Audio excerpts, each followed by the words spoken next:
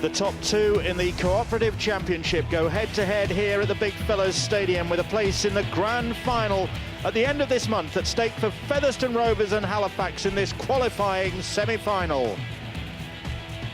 Just to confirm, this was how the top six lined up then at the end of the regular season in the Championship. Featherstone getting the league leaders shield, finishing 6 points ahead of Halifax. Then came Leigh, Barrow, Widnes and Sheffield making up that top six, and we've already had action in the playoffs, of course.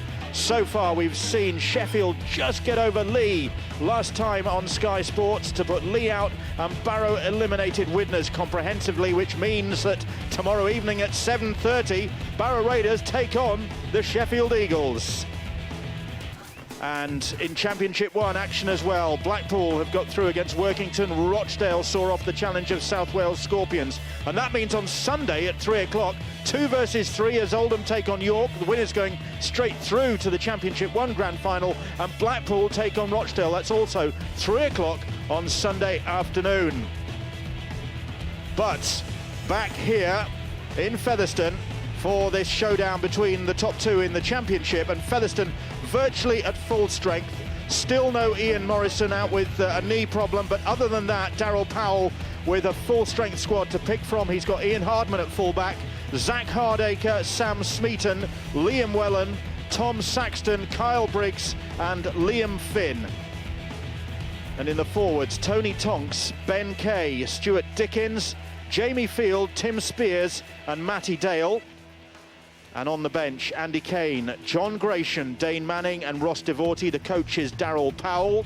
Halifax, though, with problems. Several key players out, notably 2 hookers in Mark Gleeson and Bob Bezic. So that's a real problem for Fax. James Haley and John Goddard also out. Syed Tamgar is fit again. Sam Barlow available after suspension. There's a recall for 34-year-old Graham Holroyd. Shad Royston is at full back. Lee Patterson, Stephen Bannister moves into the centres to partner Dylan Nash. Rob Warrency on the other wing. The half-backs are Luke Brannigan and Graham Holroyd. And on the bench, in the forwards rather, Michael Ostick, Sean Penkovic, the only recognised hooker in this Halifax side, Frank Watine, David Larder, who captains the side, David Wrench and Sam Barlow. Last time we saw him on Sky Sports, he was getting himself sent off against Widnes. And on the bench for Halifax, Ben Black, who will rotate with Penkovic in the hooking role, Mikhaili Aizu, who is recalled after a 7-game absence, Syed Tamgart, who is only just over a knee problem, and Dominic Maloney. The coach with a few headaches is Matt Calland. Both these sides maybe a little bit rusty. Featherstone possibly even more so. They've only played once in the last 5 weeks. Halifax coming into this game on the back of a good performance in Toulouse as Featherstone come out. Great support for Halifax here this evening, and a big crowd as well at this stadium. They really have bigged this game up at the Big Fellas Stadium, and the Featherstone fans have responded. So too have the Halifax fans, of course. The winners going straight through to the grand final at the Hallowell Jones Stadium at the end of September. The losers do get another opportunity. Robert Hicks is the referee in charge tonight of what could be a fairly fiery game. These are the top 2 in the Cooperative Championship going head-to-head with a place in the grand final at stake. There surely will be some fireworks, Terry. Well, Bill, you've already said it, and I think that there's going to be one almighty clash here tonight. If you just look at Halifax, very big, very physical. They've got 3 prop forwards on the bench along with Ben Black, who'll probably be the interchange hooker, giving Sean Penkovic a break. But watch this Featherstone side, you can score points for fun.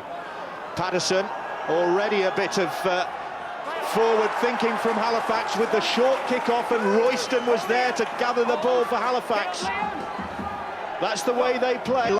Like to chance their arm. They might concede tries, but they're very likely to score tries, and that's the sort of thinking that gets them into position to score these tries. Here is Frank Watine starting now He was originally named on the bench for Halifax, but Maloney has gone to the bench. Watine is starting as Halifax have possession inside the Featherstone Rovers 10. Holroyd doing the runaround, coming from deep here, and Brannigan puts the kick in. Warrancy will chase. Can Warrancy get there first? I think he was beaten to the ball by Ian Hardman but we're going to go to the video ref just to check this. Warrancy, no, he doesn't think he got there either, but Stuart Cummins will have a look anyway, the video ref.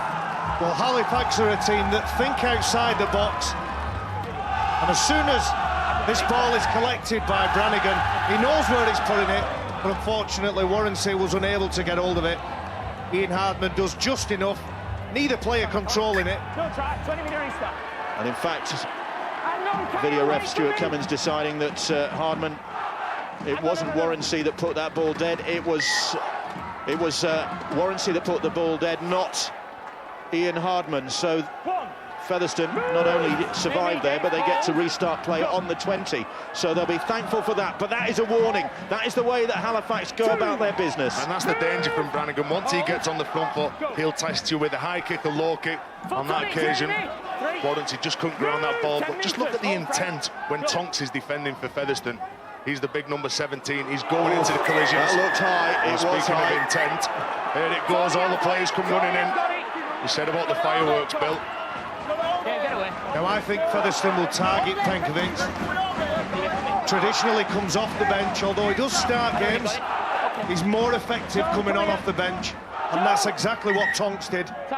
Ran directly at him, and physically Penkovic, he needed to step up. Unfortunately, he stepped up too high.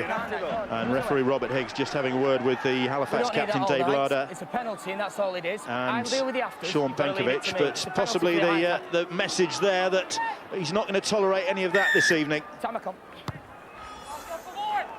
So first penalty of the game goes Darryl Powell's way as his side take possession and are on the 20-metre line in the Fax half.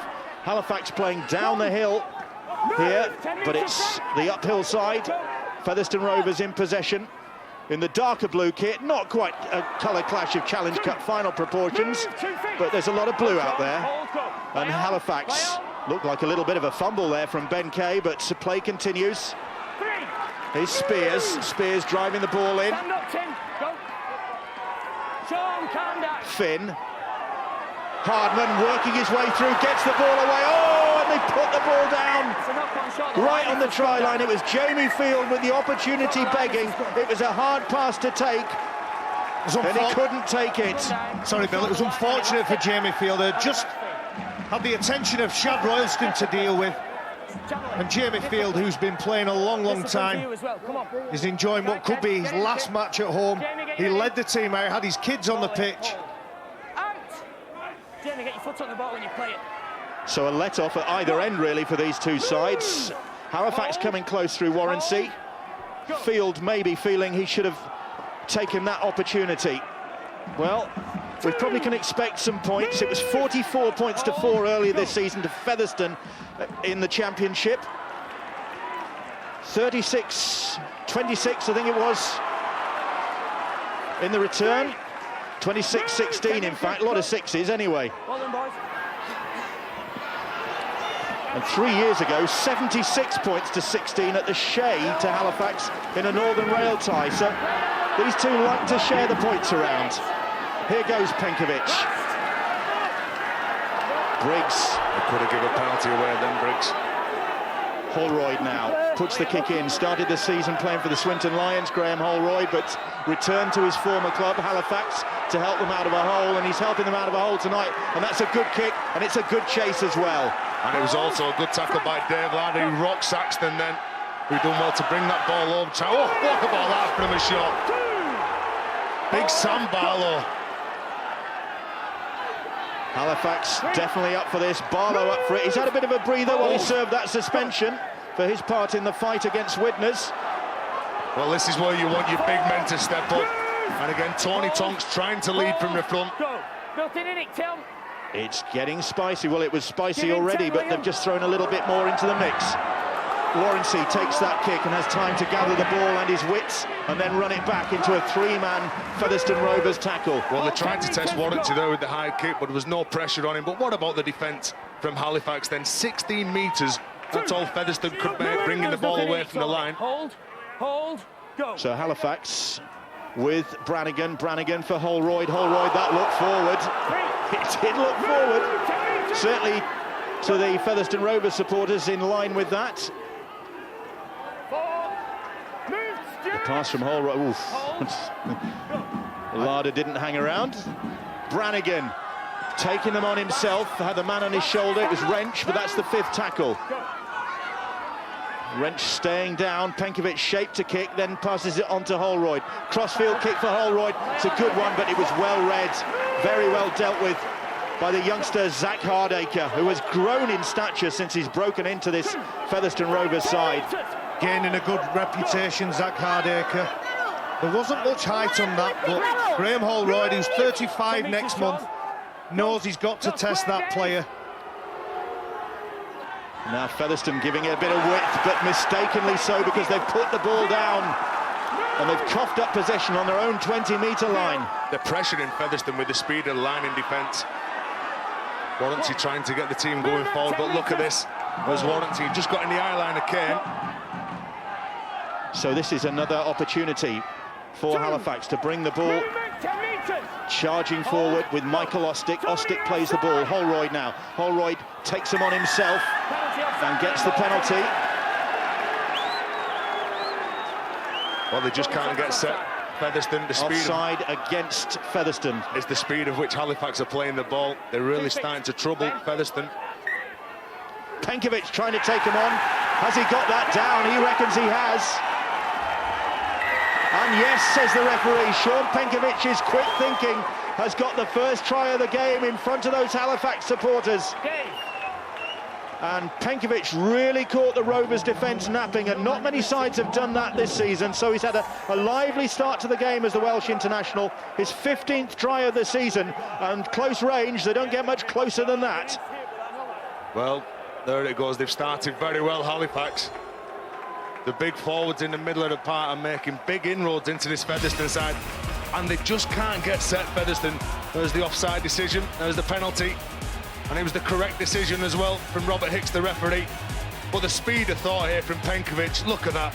He just takes it, he drives the ball straight between Kay and Spears, fakes the ball, Briggs falls for it. There's only one winner there, and that's Sean Penkovic. Stay calm, boys. Let's stay focused. So, a warning early on for that high tackle, and then something more constructive for the side with that 4-pointer, and Lee Patterson once again racking up the points. Only Jamie Rooney ahead of him in the championship point scoring standings, and that closes the gap and gives Halifax a 6-0 lead here at Featherstone in this qualifying semi-final. The winners going through to the grand final. Halifax looking to get back there, having lost to Barrow last year. There is Matt Calland up on the roof by the look of things. Should be wearing a hard hat, I think, up there. The restart is a deep one. Frank Watine driving the ball back. So that is a wake-up call for Featherstone. We wondered whether they might be a bit slow out of the box after a period of inactivity, just the one game in the last 5 weeks. They have been having opposed sessions, and they've got the penalty. Now Featherstone are trying to slow Halifax down, and big Frank the Tank runs in and grips hold of the Featherstone player, I think it's Tim Spears, and prevents him from getting up, and the referee Robert Hicks has spotted that. Stu Dickens over the top, Spears is trying to get up, and Frank is preventing him. Well spotted, Robert Hicks. Just see the left arm. He held him in. So immediately Halifax, having gone ahead with that try and the conversion, find themselves under pressure virtually from the restart. Now the one characteristic about Halifax, they enjoy scoring tries, but they'll leak them as well. They're in possession now, about 8 metres out. They've got another penalty bang in front of the posts, and somebody was taken out off the ball, says the referee. Well, Frank Watine first of all give the penalty away, and now they've backed this error up, taking somebody off the ball. So this is another opportunity for them now with Jamie Field. Field gets the ball away.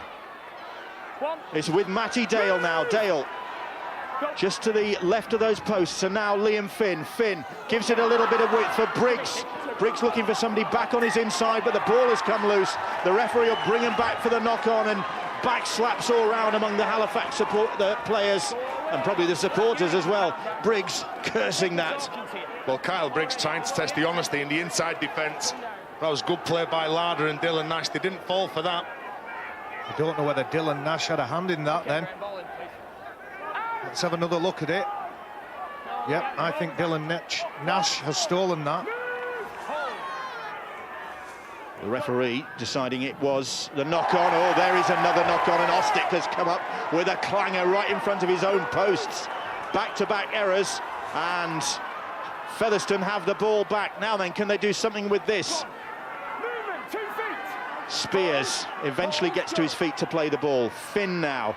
Here is Tonks. Tonks driving it in. Right in front of those posts now.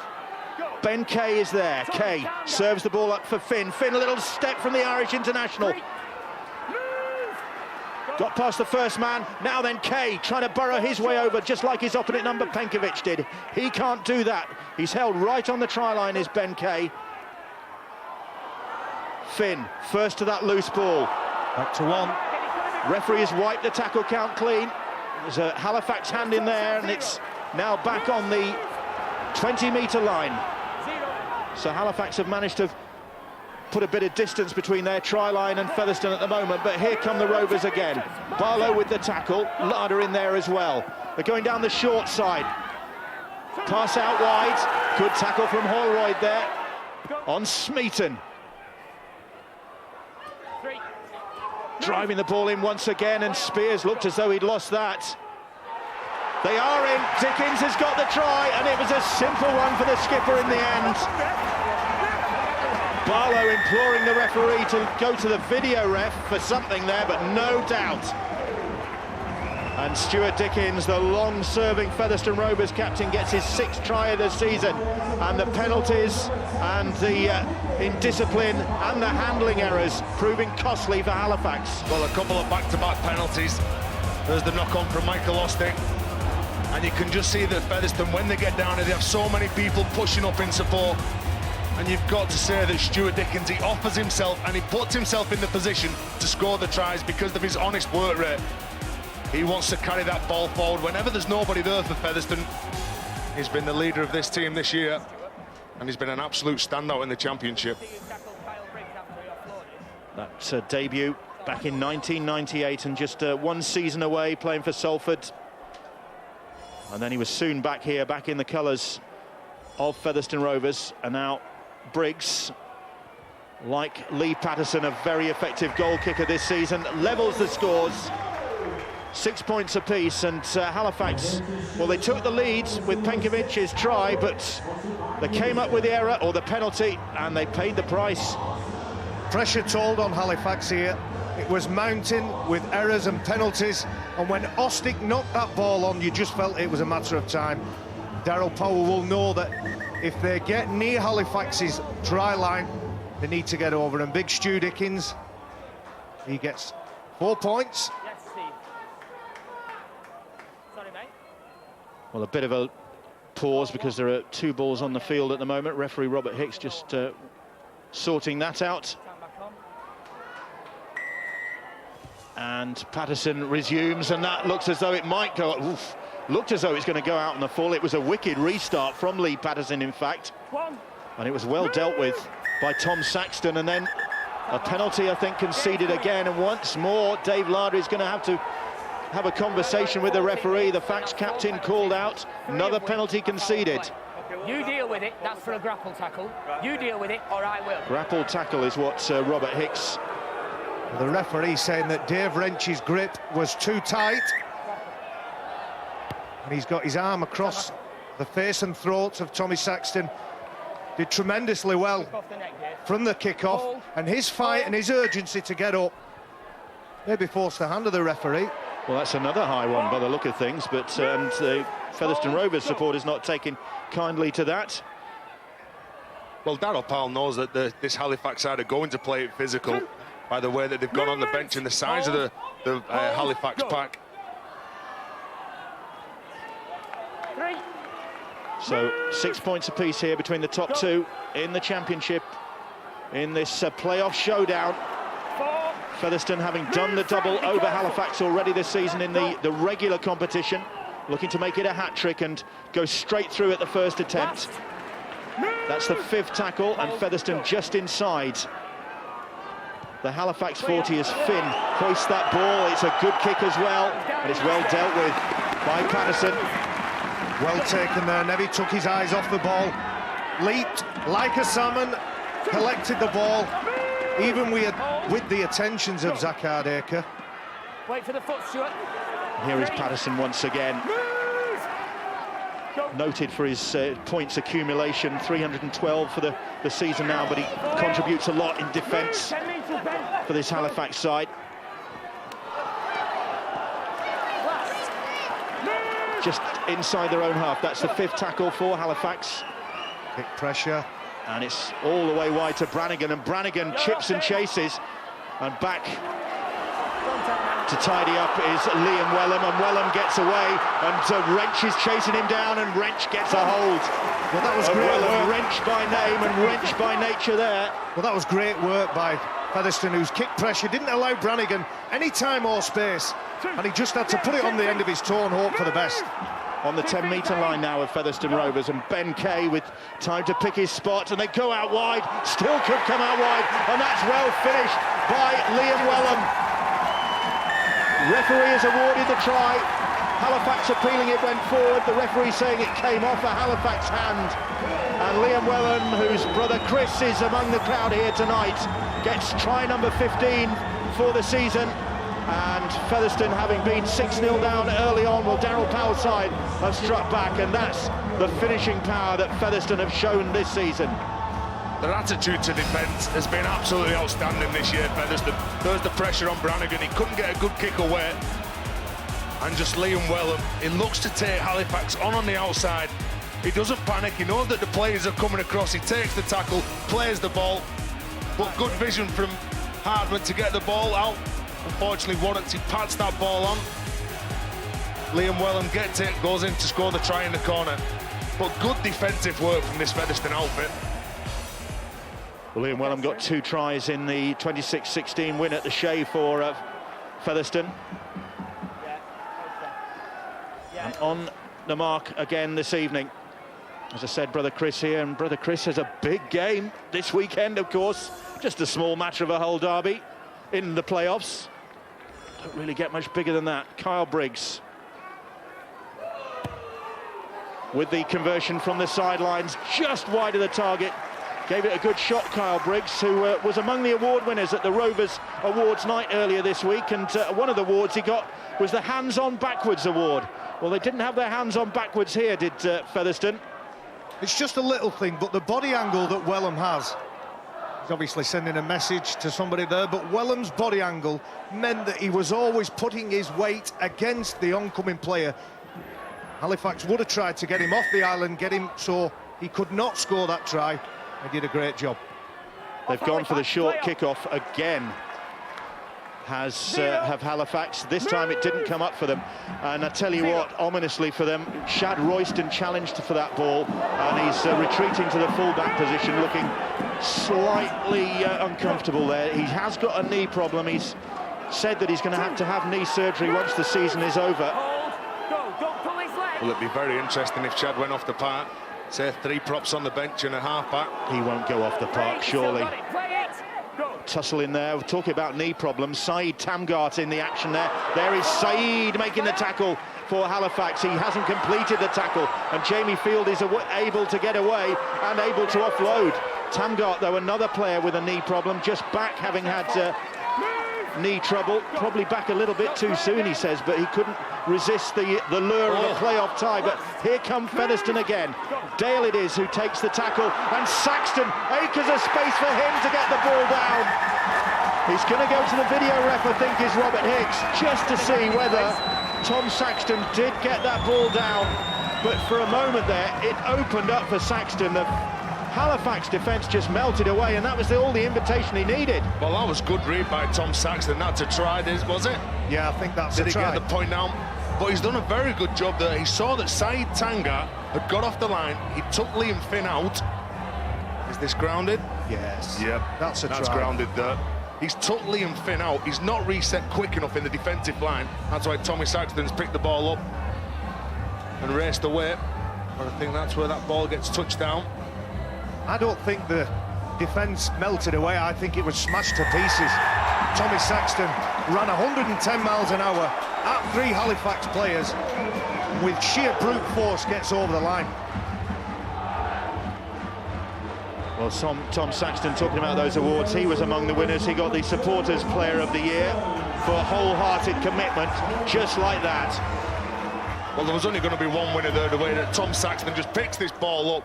He runs straight, he runs direct. He goes over Saeed Tanga, it takes Shad Royston on. There's no stopping the big man there. Maybe some doubt still in Halifax minds that Tom Saxton got that ball down, but no doubt in the mind of the video ref. He got that try. That's a try. Briggs, hands might be on backwards, but the boots fit. That's another conversion, 16 points to 6. Halifax are trailing here, having led 6-0. Very intelligent pickup. As Tez has mentioned, Saeed Tangard wasn't ready. He knew that if he ran with enough vim and vigour, he'd get over that line. I believe he got the ball down too. Tommy Saxton, fantastic work. Very experienced campaigner. So 3 tries in the space of 6 minutes have turned this game around, and Featherstone Rovers looking good now. Well, now Halifax are looking to kick the ball as deep down. They don't want to just challenge it. As Tonks just taking Brannigan on. But isn't it amazing that this Featherstone side didn't even qualify for the opening rounds of the Northern Rail? But as far as the championship goes, they really have been strong. Just the 2 defeats all campaign, and to their annoyance, still those 2 defeats came on this ground. They were fine away from home, but they lost to Toulouse and Sheffield here. So they can be beaten, but it takes an almighty effort. Things a little bit messy on the ground there for a moment, but Featherstone dictating the pace that this game's being played at. Briggs with the kick, it's a deep one. Patterson is underneath it, had time to gather that ball.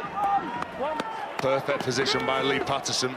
It was a towering kick from Briggs. Well, he stood strong, concentrated on where that ball was, put himself under no pressure.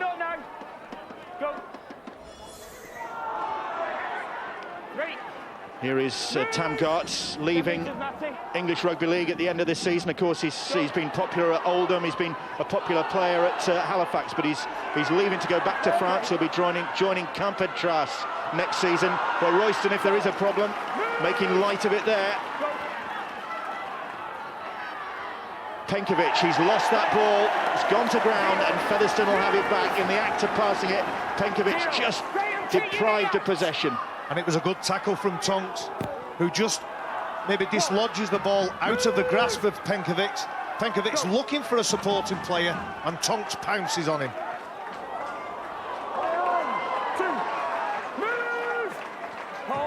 Just watch that. Tonks just dislodges the ball. Really impressed with the attitude of Featherstone tonight, although Halifax, they're stepping up to the mark as well. Barlow, very competitive character, and he's in there again, Sam Barlow, and in fact too competitive, I think, and the referee spotted that one. There was a swinging arm from somewhere. I'm not saying it was Sam Barlow, but the referee certainly didn't like what he saw in that tackle. He's saying that it's just over the horizontal, so that's what the penalty's for. Could have gone into a dangerous tackle. Penalty count 5-1 in favour of Featherstone Rovers. No wonder Halifax has spent most of the game since they scored that try deep in their own half, and that is where they are again now. And all the penalties they're giving away near their own try line. Here they come again. Stuart Dickens, the try scorer, or one of the try scorers, takes it close. They're going closer still with Tonks. Good play. They've lost the ball. Good play by Dylan Nash. One-on-one steal. There was no problem with that. Oh, problem with that. Tamgart making a dreadful hash of it. He's just managed to retrieve it and then walks a few metres off the mark. Here is Michaeli Aizu now. He's another player back in the Halifax side, been out for the last 7 games. Barlow now, Barlow, a big man, takes some stopping, gets the offload away to Warrensey. And Warrensey across the field, looking to straighten up, he does so. Dangerous runner, Rob Warrensey. 22 tries to his name already this season, then gets it away to Dylan Nash. Nash swats aside one challenge, eventually he's brought down, but they've made good progress of Halifax. They're inside the Featherstone 40 and they get the penalty. Nash appealing for it. Wellham was holding him down, says the referee. He's done well to earn his side a penalty there, Dylan Nash. Liam Wellham thought he was all over him, wouldn't let him get up. That's when Halifax are dangerous. When they throw the ball around, you can see Liam Wellham getting up. Come on, get on with it. So, a welcome penalty for Halifax, having been on the receiving end. Now they have the opportunity, which they immediately blow. It went backwards, says the referee, as it squirted out the side door from Tamgar. That was a fortunate call, perhaps. They're on the 10-metre line now. Penkovic appealing. Brannigan back inside. Ostick on the charge. Just comes out of the grasp of Tamgar. Interesting. They're looking to shift to the left. As Dylan Maloney, Nash is down. Maloney it was, as they go for the line, and they are through, and it's Royston who gets yet another try, the 29th of the season for the popular Australian. And Halifax, having been under the cosh at the other end of the field, managed to turn the tables. They get the penalty, and they have the finishing power to get across the try line. And Royston, well, he is so dangerous. One of the nation's top try scorers in action again. Well, Dylan Nash earning his side of penalties, trying to get up. The referee, Robert Hicks, saying Liam Wellham is all over him, preventing him from getting up. But there's one man, if there's one man that you look for when you're down this end of the park, it's Shad Royston. So many times he's come up with the magical plays for this Halifax side, and he's looking to get his team back into this game. And just look at the angle that he cut. There's a fantastic effort from the Halifax fullback. Great ball as well from the veteran Graham Holroyd, another of the players out there who'll be retiring. Royston, well, all sorts of talk about who's going to be at Halifax next season and who isn't. Royston, one of those mentioned as perhaps being on the way, but they really would miss his try-scoring prowess. Lee Patterson, talk about goal-kicking prowess. This one on target yet again. And 16-12 the scoreline here at the Big Fellas Stadium. No bonus points on offer here tonight. Winner goes straight through to the grand final. As a coach, you teach your players when they're defending to stay on their toes, and what Shad Royston and players like Shad Royston do, they make you just rock back on your heels a little bit because you're not too sure what he's going to do with the ball. Try scorer in the last 8 games now is Shad Royston. Only Johnny Campbell at Batley ahead of him in terms of number of tries this season. Campbell reaching 30, Batley not making the playoffs. So Royston hoping that he'll get another opportunity, well, he will do either way, to add to his tally. Here is Maloney now. Wrestling trying to wrestle his way clear, but Devorty had a hold of him. And the kick on the 4th tackle behind fullback Ian Hardman. It's a good chase. Hardman confronted by half a dozen Halifax players bearing down on him. There's no anticipation in that kick and that chase. That is a set-piece play. Halifax know it's coming. They know it's very difficult to attack from this position. Sure, but Haley Aizu lined up Liam Wellham there, and Wellham felt that. And he looks to the bench, in fact, and he's taken a knock. Perhaps... well, he needs to have a little look up where Michaeli Aizu was then. It was a poor pass. Shouldn't be making light of that because Wellham is in a bit of trouble. Well, Michaeli Aizu wasn't playing before the game. He's come in at the last minute due to an injury or a change in selection from Paul White. Well, meanwhile, Liam Wellham, in fact, is leaving the field and he's got a bang in the mouth. But look at Michaeli Aizu, he's in trouble as well. The referee's going to have to do something about that because he can't stay on the field. I don't know who's come off the best there. Look at that. That was a ferocious effort. You can Well, he see tries to step up. Accidental clash of heads. Well, we've got Liam Wellham on the sideline. And big Michaeli Aizu going to the blood bin. Oof. The kit lady's not going to be happy this week. She'll never get that staying out. Okay, let's Well, go. costly tackle that, because took Liam Wellham out, but it's also meant that Michaeli Aizu is going to have to leave the field, as Barry's saying. Late call up into the side. Time back on, let's go. Play continues with Halifax in possession. Move, 10 metres, Tim. Well, both teams putting the bodies on the line. And that, oh, there's the mistake. Big side, Tamgart. Seen plenty of those already this evening. Too many for the coach's comfort. It's under no pressure, It's really. it's just the speed. He gets the ball and he has a little look up who's in front of him. He has a look, and it's Spears. They've been very, very good up this end of the park defending Featherstone. Let's not forget Saeed Tamgart's come into this game under an injury doubt, and a little bit too early by his own admission. He may just have in the back of his mind. Ball into Liam. He's missed the last 7 games, Tamgart, but so keen to be in action before leaving the game in this country. Meanwhile, it's Featherstone Rovers in possession with Sam Smeaton, one of the players who've come through this season. Sam Smeaton here at Featherstone. Jesse Joe Parker, of course, was in that centre role at the start of the season, the PNG international, but he parted company with the club midway through the campaign, and that was Sam Smeaton's opportunity. This could be an opportunity for Featherstone Rovers. Devorty tackled just in front of those posts, about 5 metres out. Finn serves the ball up. It's knocked forward, though, by Johnny Gratian. There's an error there from Featherstone, but what a great piece of play from Stuart Dickens. Here we see the error. Just a little bit too much pressure from Halifax. Liam Finn throwing the ball, and Brannigan gets in the eye line of the Featherstone player, but Stuart Dickens put a lovely play on. The Halifax player had read the ball out the back, and he gave it to Devorty in the front door, who was nearly through. So Halifax in possession. Their away form pretty good this season, just 2 defeats on the road. One of them here, emphatically, 44 points to 4. And the other one at Dewsbury. Their last defeat, in actual fact, back in June. 37-30, a high scoring game, typical of Halifax this season. Hold, John, hold, go. They're in possession now. They're looking to keep things close this evening. It is close at the moment, 16-12, Featherstone Rovers lead. The 5th tackle as Barlow goes to ground, and Holroyd 14 clear. drills the kick downfield and finds good open space. Hardacre it is who picks it up. It's going to be very interesting to see when Matt Callum brings on Ben Black, the halfback for Halifax, interchanging them between Graham Holroyd and Sean Penkovic at dummy half, and that's where they're going to miss Mark Gleeson and Bob Bezic, both out injured for this Halifax side, and they need that bit of burst around the middle of the park. So Featherstone Rovers in possession, but they're missing a player. Liam Wellham we saw going off. Rod Studd has news of him.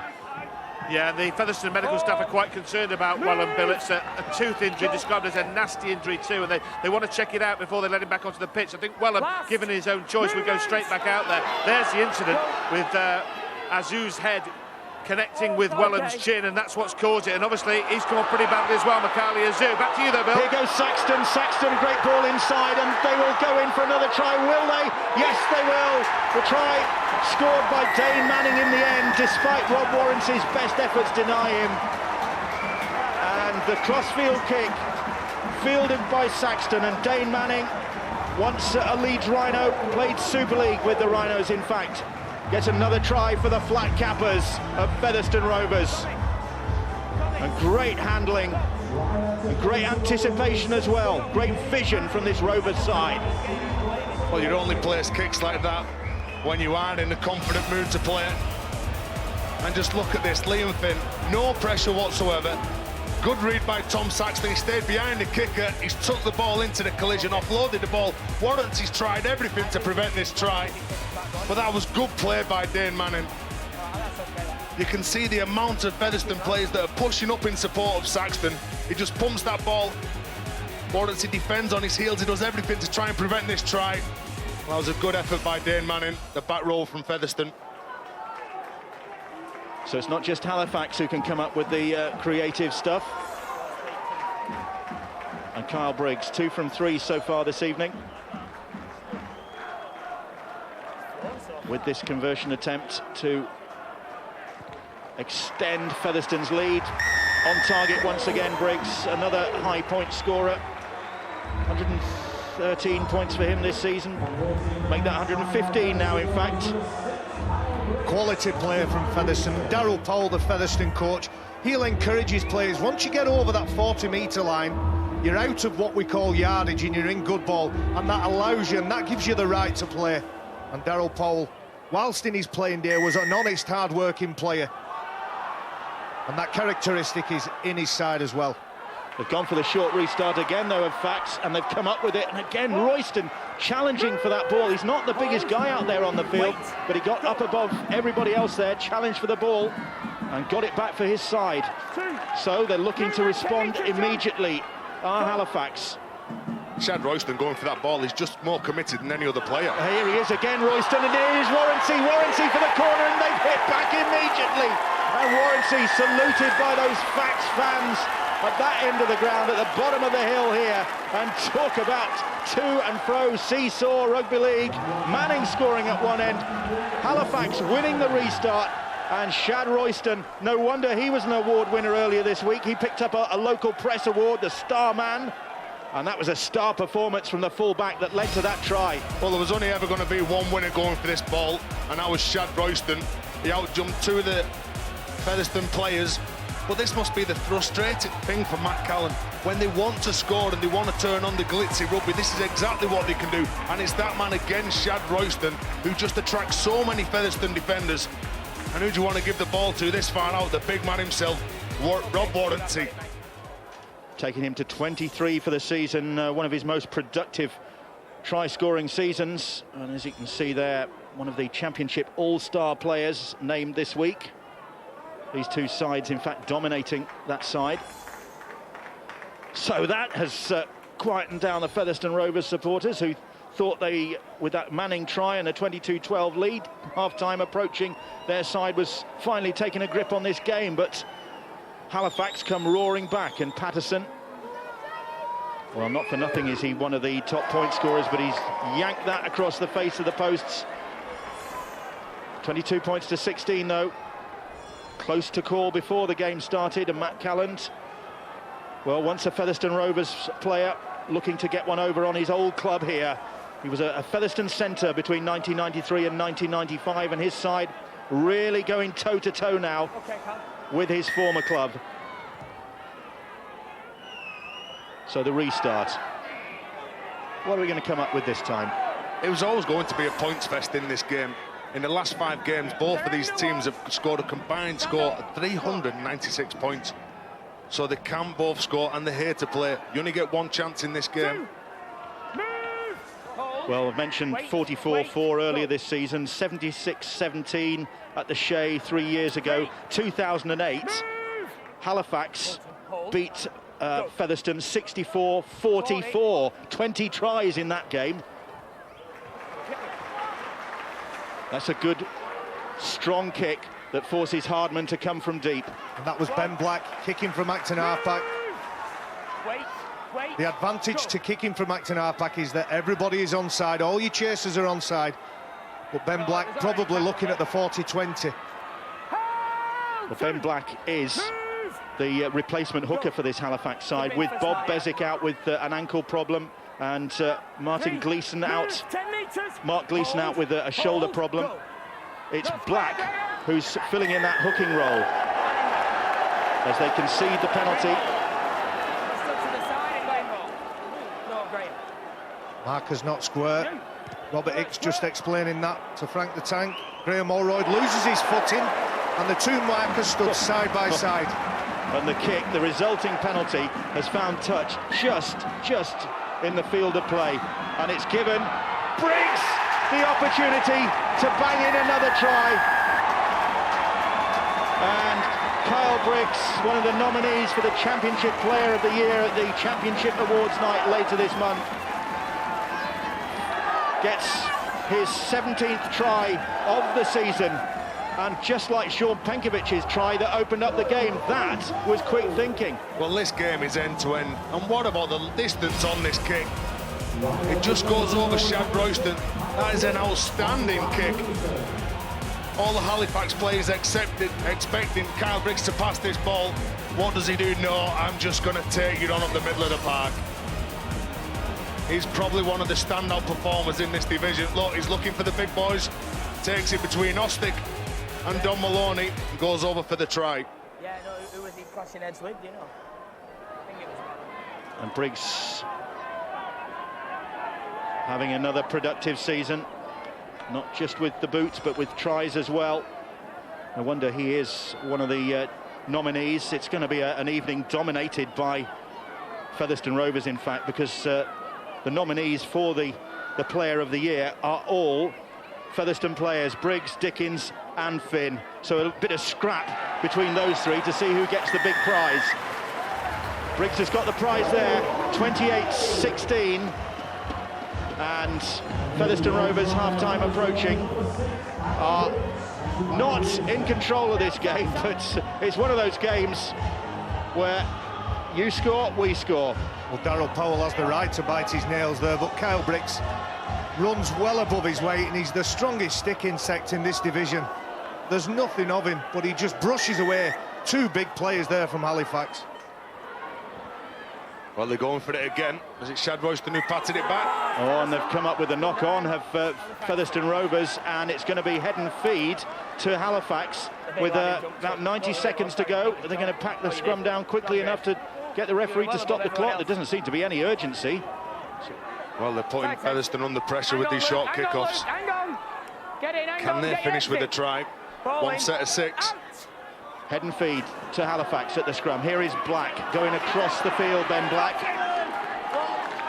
was telling me before the game that in actual fact he made his NRL debut as a hooker in his West Tigers days. He was supposed to be a half-back and they sent him on from the bench and told him he was playing hooker. He had one game at that and decided he very much wanted to be a half-back. But he's a hooker tonight for Halifax because of the problems they've got. And there he is, Black, pulling the strings, setting up Watine, and he was trying to stretch out to plonk that ball down, but he was too far away from the try line, and the opportunity goes begging. I think he tries to get his arm around the back of Smeaton to offload this ball, and you can just see him fumble it. This is where, again, so big, so strong. Big Watine near the line. So, the clock counting down at the end of the first half, and Featherstone, well, Daryl Powell would just be wanting them to shut up shop, but that doesn't seem to be in the nature of either of these two sides tonight. Hold, go. Finn has gone for an early kick. He's looking for a 40-20, could well get one, and a great chase on as well as Hardacre is trying to pursue that ball. Royston will get there first, and that'll be the end of the first half. And fantastic pace from Zach Hardacre there to bring this first half to a close, and it's the Featherstone Rovers supporters who have something to celebrate at the moment with their side ahead, 28 points to 16 at the break. But the way that first half has swung to and fro, you certainly cannot write Halifax out of this game. 12 points adrift at the moment are the facts, but they have the ability, certainly the firepower, to get back into this game if they can deny their opponents the tries at the other end of the game. That seems to be the problem, as it has been this season.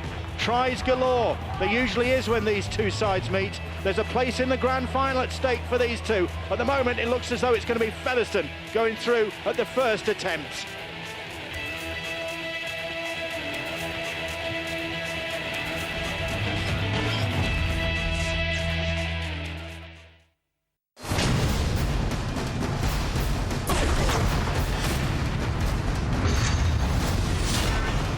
Super League 15, the playoffs with Irn-Bru. Tomorrow, Saturday and Sunday, Sky Sports HD1. I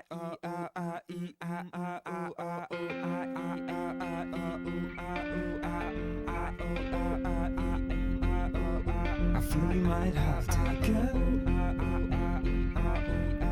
too long for me to feel. That you said about it. Welcome to the Ford Standard. Yeah, Churchill, could I really save up to £216 when I buy car insurance? Oh, yes. And you'll give me a free guaranteed hire car if I make a claim? Oh, yes. Yeah, right. Told me you won a tug-of-war competition at the weekend. Yeah. Oh, yuck. See how much you could save with Churchill. Call our UK call centres or go online. We'd love to give you a hand supporting your team. So if you switch to Empower's football tariff, you could get a £45 voucher to spend in your Football League club shop on something nice. Whoever you support. Sign up at empower.com/shirt. The Empower Football League, giving fans a hand to support their club.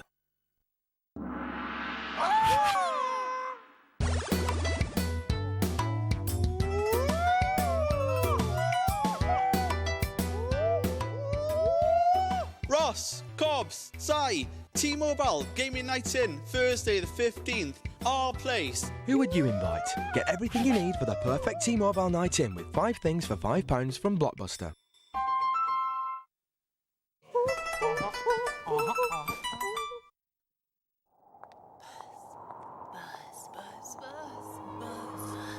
What is Buzz? Buzz arrived September 18, 2010. At Zurich, we know that when you retire, your time is your own again. It's yours to cram full. It's yours to give to others. And it's yours to race against. That's why we created Zurich Help Point, to deliver pension plans that help make your retirement dreams a reality. Zurich Help Point. Help when it matters most.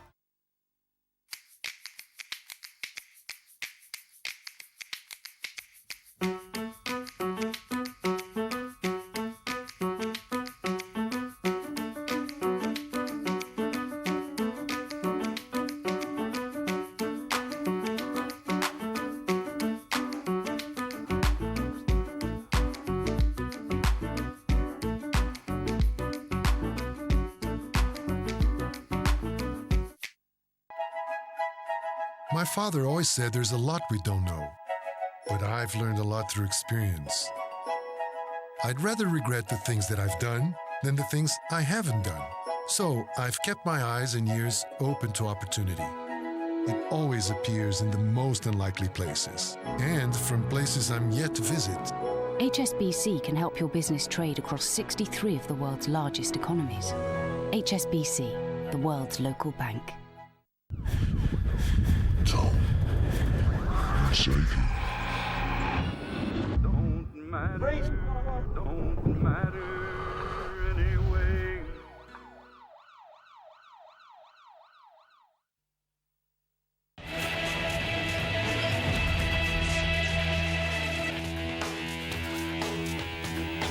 Well, the playoffs already underway in the Championship, but hold on to your seats because they commence in Super League this weekend. And the first game we're going to see, it should be an absolute belter. St Helens against Warrington. Can the Wolves end their hoodoo at Knowsley Roads? And that's at 7:30 HD1, Sky Sports 1 on Friday evening.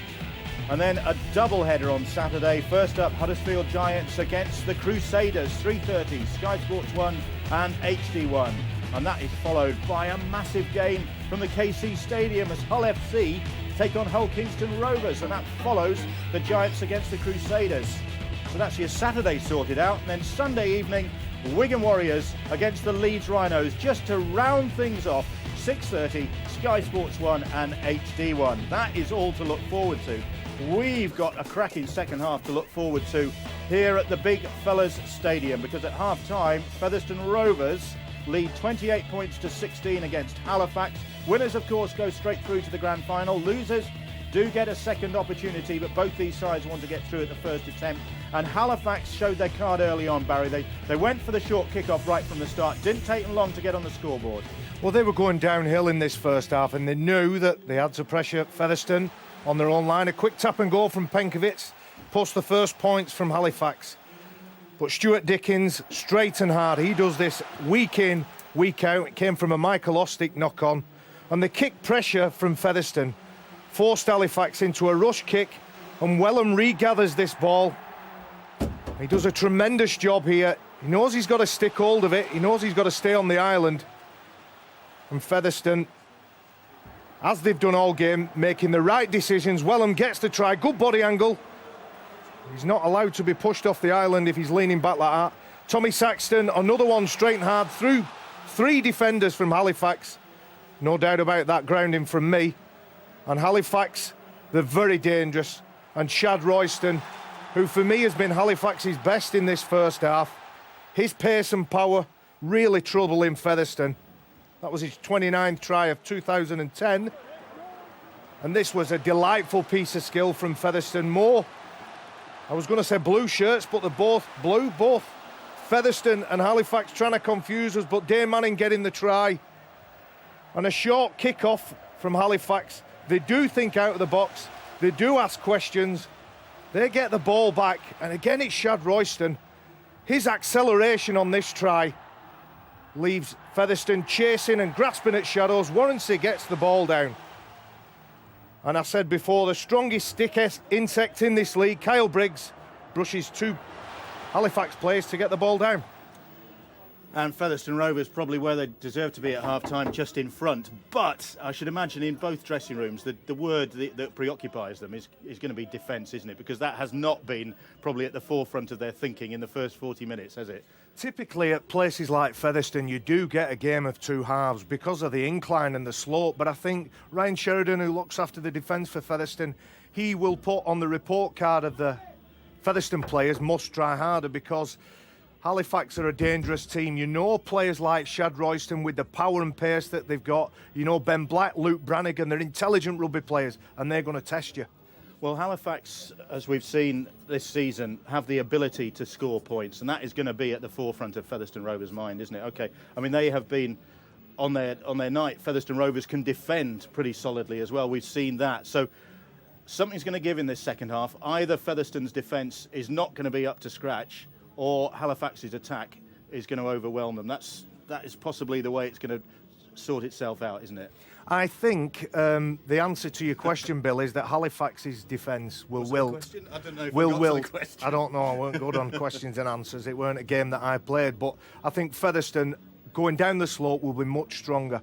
I think Halifax, if they go behind, their character isn't as strong. They're a team of good players, but I think Featherstone are a very, very good team.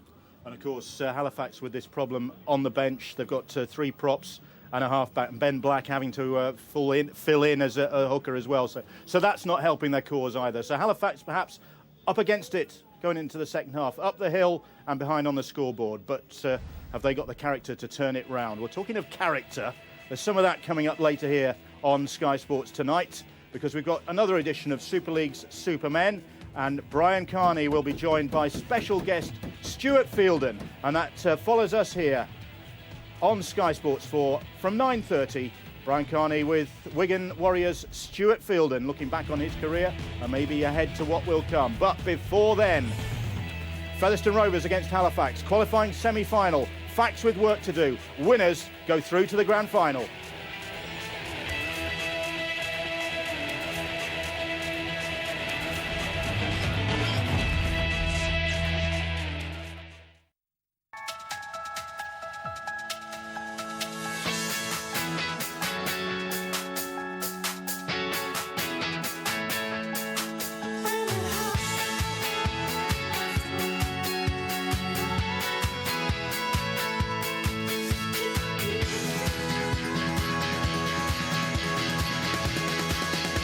We all like to attract a little attention. That's why the Ford Focus has Ford Kinetic Design. At Bath Store, we know bathrooms inside out. And now there's up to 50% off. So visit us in-store or shop online. Sale now on. Dit is dus de huiskamer. En dan komen we hier bij de slaapkamer. Met...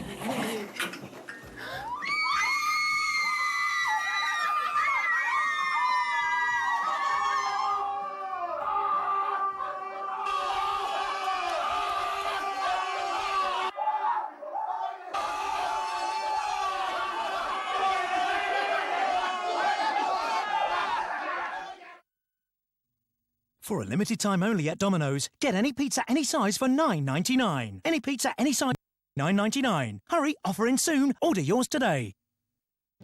From Skechers, it's Shape Ups, the next step in fitness footwear.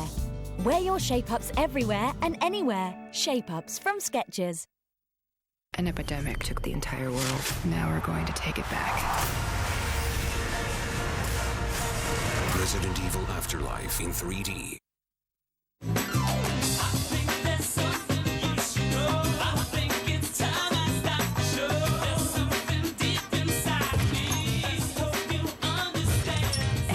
11, 10, 6, 3, 1. The Fragrance Collection by D&G. Pour femmes et pour hommes.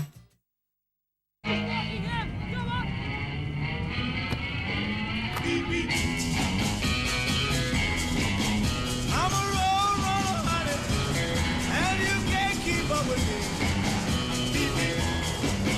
I'm a road runner, honey, and you can't keep up with me.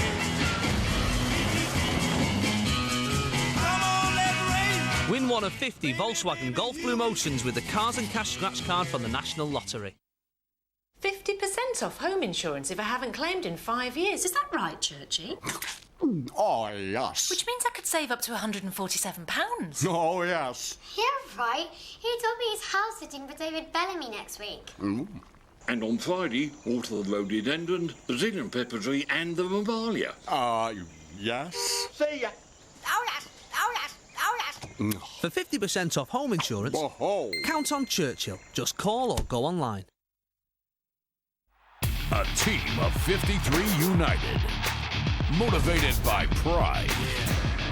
Rewarded through power, speed, and determination. Get up, get down, and get ready.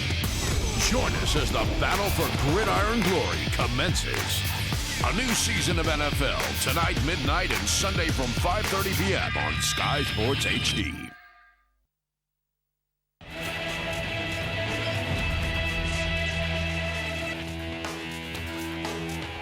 Well, there's more Cooperative Championship action to come next week, of course, because we will see the final eliminator next Thursday live here on Sky Sports 3 from 7:30. Will it be Barrow or Sheffield, Featherstone or Halifax?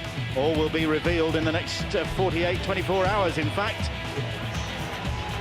And next Thursday also at 9:30, we are followed by Best of Super League's Supermen, a pick of Brian Carney's series this season, and that is from 9:30 on Sky Sports 3.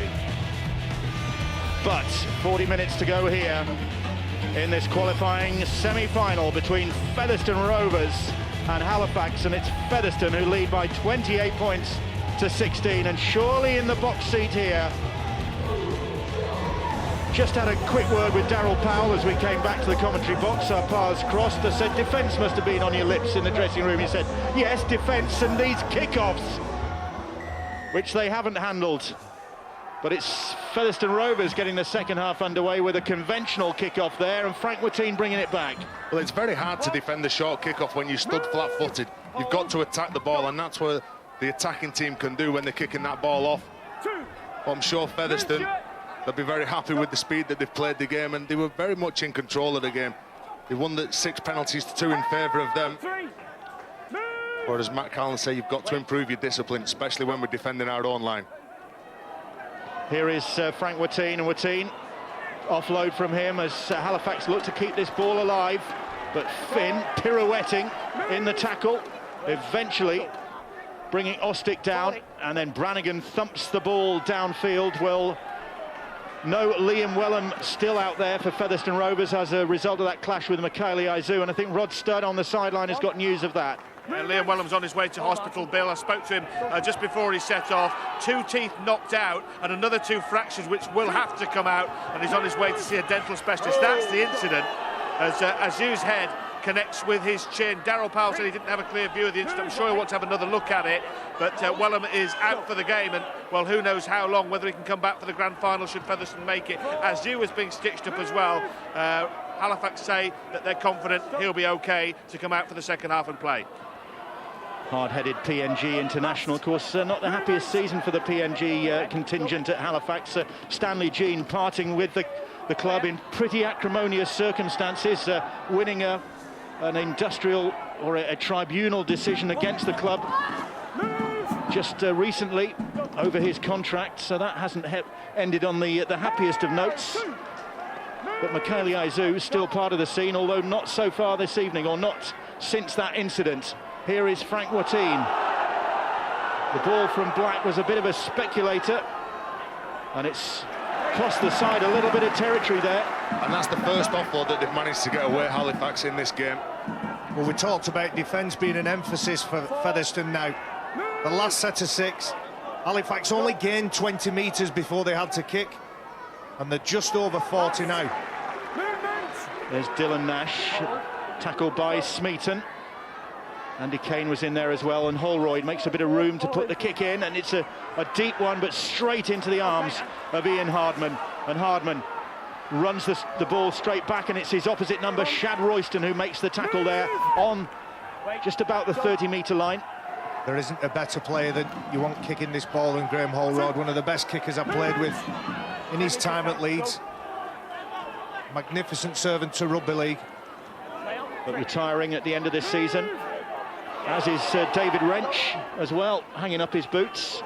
Allegedly, there is talk about trying to persuade him to stay on, but here come Featherstone Rovers in possession with Saxton. Bit of a dive there from Saxton, perhaps. Finn was looking for somebody on his inside, but nobody on the same wavelength there, and the ball comes loose and is picked up by Frank Watine. Well, he was looking to test big Frank Watine. He was trying to drive the players out, turn the ball back inside, but just Ian Hardman hit the wrong hole. In fact, he runs straight into Frank Watine. There's a lot of him to run around, though, to be fair. Maloney now for Halifax, coming up the hill, attacking the end now, populated by their supporters. Good old-fashioned evening here at the Big Fellas Stadium. The fans changing ends at half-time. Black, little chip kick over the top. The bounce is kind for him. There's nobody in support. Well, there was, but Royston just couldn't get there. And that double act has worked so many times this season, but Royston just not able to get to the ball. He just couldn't take this pass in. But that's how dangerous Ben Black is. When he comes off the back of a quick play of the ball, all he wants to do is attack. Good play, focused on the ball, offloads the ball, and Royston just couldn't bring it back in. So warning there for Featherstone Rovers, the danger that Ben Black poses. Smeaton, tackled by Dylan Nash. Holroyd in there as well. Kane. Tim Spears now. Spears, one of the many players out there who have a day job. They've come here today after working, some of them on construction sites, some of them in the electrical trade. Tim Spears is a debt collector for a local authority. Would you pay up to him? Absolutely, but he's a very mild-mannered, pleasant. I'm sure he goes about his job in a very mild-mannered, pleasant sort of way. There he is in the tackle. He's professional in his job. Absolutely. I wonder if anybody ever asks for an autograph after they've paid up the money, as they're taking the TV and the DVD player. On the halfway line. And here's another one of the hard workers out there. Oh, Michaeli Aizu still getting treated, and that has taken some patching up that cut. Halifax getting the ball wide to Warrency, and Warrency trying to go on the outside, comes back inside. Saxton it is making the tackle. Brannigan now. Black, great step from Ben Black. Oh, and the ball slips from his grasp. And memories of that with Ben Black. He says that it was a Featherstone Rovers hand that lifted it out of his possession, but the referee, I think, will bring him back and give head and feed to Featherstone. Well, again, he does everything right. He just can't keep hold of that ball. He chanced his arm early with the kick over top. Royston couldn't bring it in. He's got the but teddy bear carry. It's the attention of Kyle Briggs in that tackle. But he's got the teddy bear carry, Tez. I remember a game against Widnes, if I'm right, where he makes a break and loses the ball. There's something going on in back play then, a bit of frustration, I think. I think it was Dylan Nash. Dylan Nash that takes out one of the Featherstone players. No, it's there and feed. Don't run in after the ball's gone down. I've gone for a scrum. Don't do it again. We're not off the feed. So, sound decision by Robert Hicks. Giving the head and feed to Featherstone Rovers. Could have penalised Dylan Nash there. Just having a word with him. Well, Graham Holroyd still finger pointing.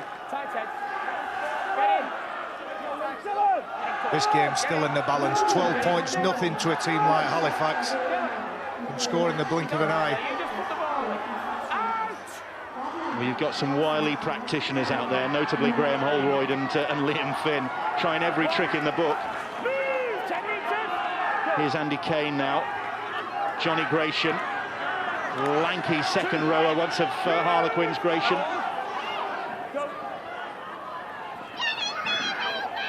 And now Halifax looking to pressurise this Featherstone Rovers side to force the error. Devorty now. Ostick with the tackle. 4 tackles gone. And it's good defence from Halifax, halting the progress. 5th tackle, they're just inside the Halifax half of Featherstone, and Briggs kicks deep. That's going to be too deep, I think. That's a perfect... Oh, and Patterson shaped to go for it, and then just saw it bounce over the dead ball line, to his relief, just in case it took another bounce, as these pesky rugby balls can do. You were right, Bill, I should have believed you. There's Mikhail Ezu ready to come back on with his Mr. Bump hat on. Some bump under there. Warranty. Ben Black taking over from Sean Penkovic in that hooking roll, organising the side. Here is Mikhail Ezu. Straight into the action, the big man.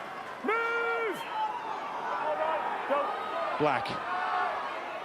Well, his running from the play the ball could cause problems for Featherstone Rovers in this second half. He's already done it once, very nearly got through. Hold, go.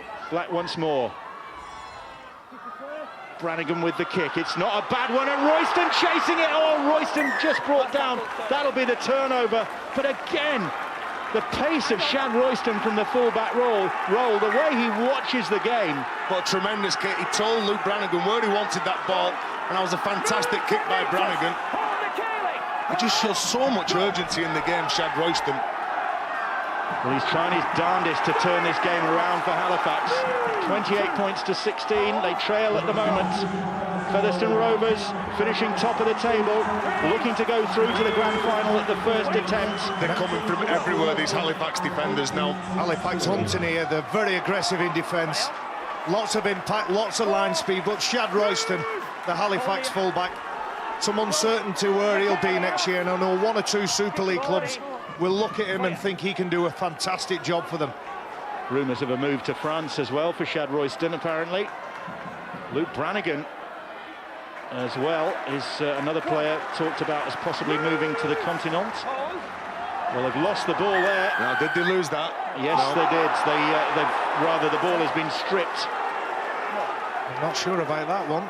Liam Finn is the player that's been penalised. For interference. It's a good tackle. And while he's trying to wriggle, Liam Finn stands up. And the ball is lost by Patterson. Here is Mikhail Ezu, the man with no number by the look of things, but a clean shirt nevertheless.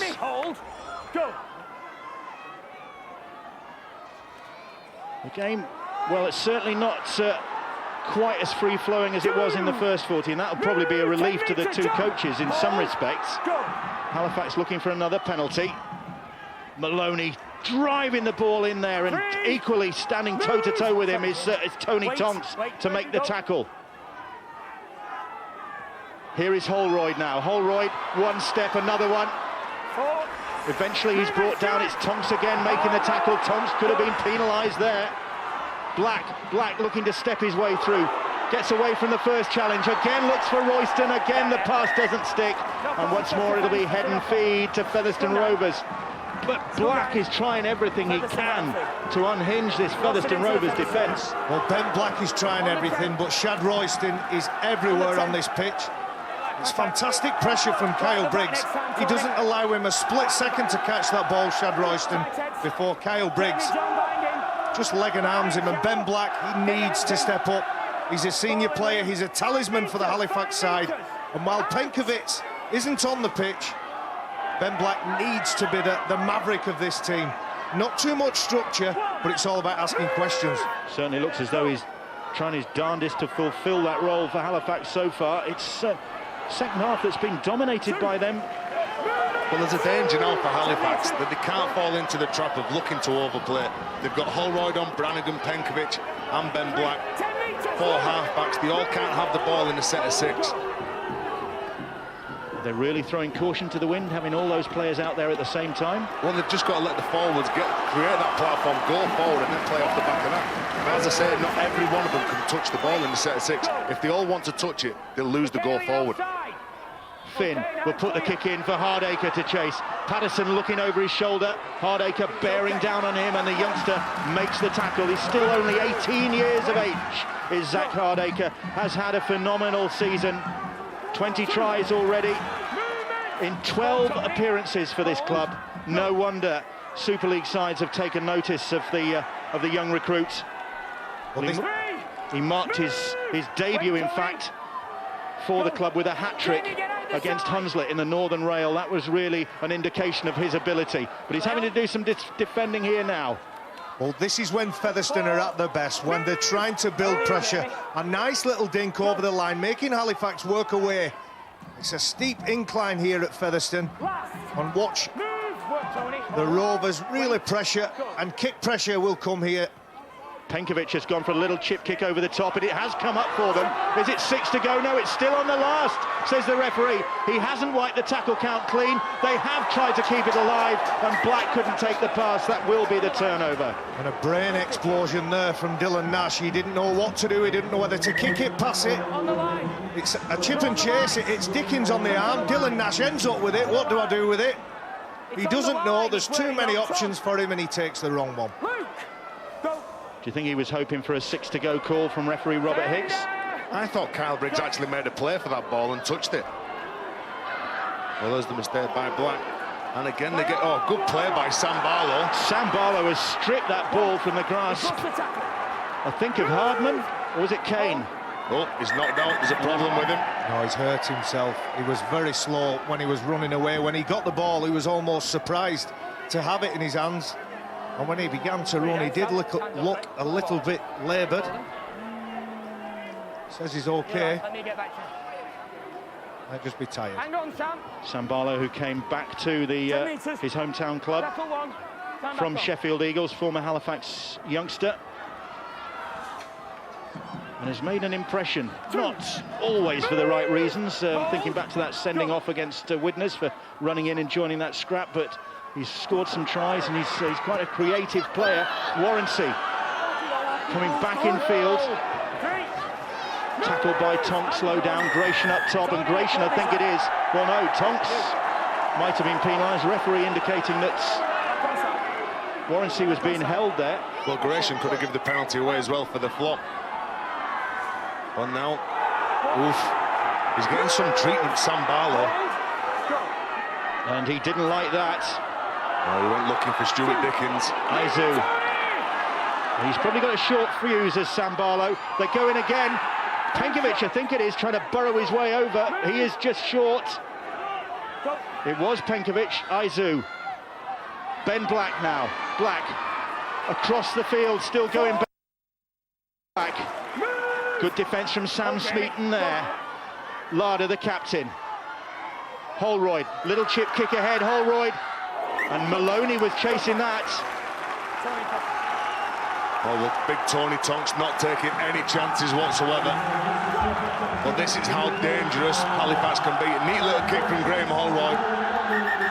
The Halifax player think it's Michael Ostick chasing this ball up. Dominic Maloney, sorry. Goal line dropout then, and Halifax certainly trying to up the pressure against this Featherstone Rovers side. It's Featherstone who lead 28 points to 16.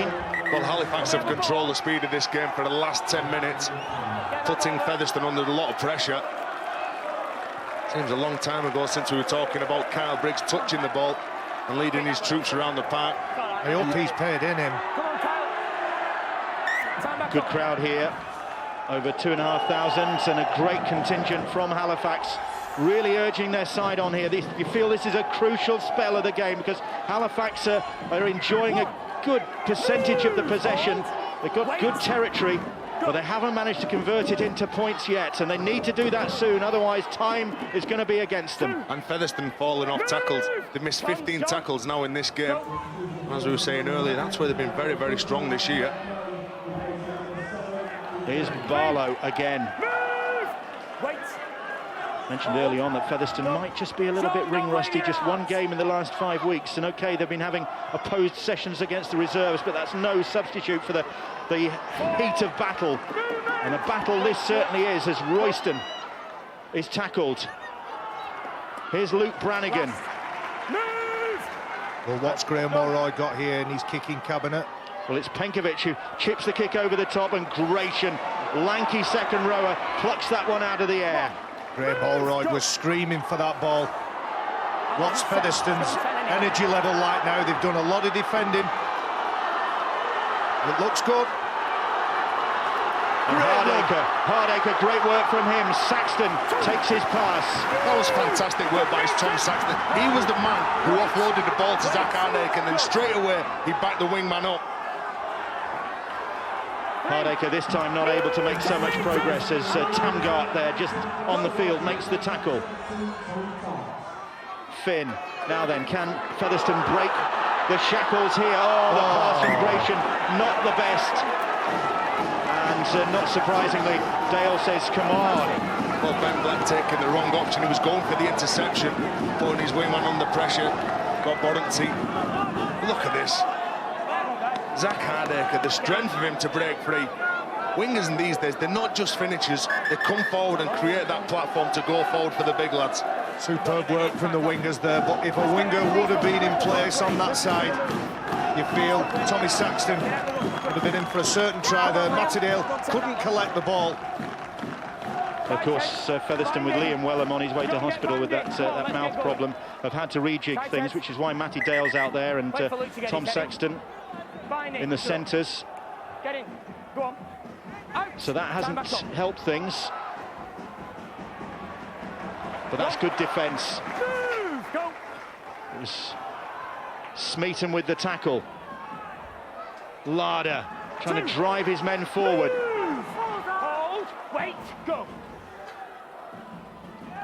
Patterson, that looked high, it was from Sam Smeaton. Brannigan didn't like that challenge. Well, Dylan Nash has no need to get involved with that. He could have reversed that penalty. There's no doubt it's a high shot across the chops. Smeaton knows it, and Dylan Nash comes in. Tries to rag Smeaton around. Shut up. It's a penalty for the high tackle. That's the negative in Dylan Nash's game for me. Calm down. The amount of times that he comes in, and you're right, Barry, sometimes he does try to create something after the referee's already awarded a penalty. Just get on with the game, lad. Former Toowoomba Clydesdale, Dylan Nash, of course, 3 years at Gateshead Thunder before coming to Halifax. Mikaeli Aizu has already made an impact in the game. That's why he's got that scrum cap on. Stitches galore underneath there, and a great big bandage. Side Tamgart, and Tamgart flattened. Good tackle that was by Dane Manning. Dane Manning, no respecter of reputation, gets up and upends Tamgart. Barlow plays the ball. Here they come once more. Penkovic, live wire, but good tackle that time. It's Manning in there again. Holroyd across the field, and the pass, well, it was Larder who was the target, but I'm not sure whether he was the intended target. Well, Larder just couldn't take that ball in. It was a good ball by Graham Holroyd. He's looking for his runners. He fakes the pass. He looks behind. But Sean Penkovic, just before that play, was urging his team to come forward. David Larder, unfortunately, couldn't regather that, but a lot of players these days look one way past the other. I think it's a fantastic piece of skill. We're coming up to the hour mark. 44 points in the first half. We haven't had a point scored so far in the second half. And we were saying at half-time, these are two cavalier sides, and certainly Halifax had to up the scoring and look out for Halifax throwing the ball around. But they haven't managed to get anything on the board to unsettle Featherstone Rovers yet. It's Featherstone with Devorty. Virtual ever-present for this Featherstone Rovers side this season, the son of former Leeds and Hull and Great Britain man Gary Devorty. Here's John Gratian, another son of, and they've kept the ball alive. Oh, and then it goes to ground. Finn looking at the referee for a favourable decision. And he's got it. Syed Tamgart knocks that ball on, according to Robert Hicks. But a beautiful ball. Halifax have bombed a couple of chances. Shad Royston can't get hold of that. Ben Black again in the picture. He loses the grasp. Another lost chance. Ben Black offloads to a supporting Halifax player, and the ball down again. Penkovic puts a kick in. Dylan Nash ends up with it, doesn't know what to do with it, and another chance is blown.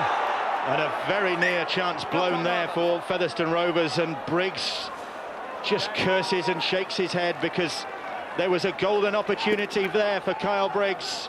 Well, both teams in the second half are just not taking the chances in the first half. Them balls were sticking. Kyle Briggs just losing that ball under no pressure whatsoever.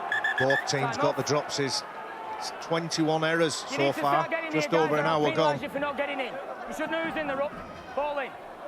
So that means that Halifax still have hope, but they've got to work their way up the other end of the field. And look at Nash, who was trying to do something outrageous with that ball. Well, he's looking for that miracle ball, bringing the ball away from his own line. 12 metres from your own line. Well, that's what I was going to say. I'm not sure whether that's the correct position on the part to do that.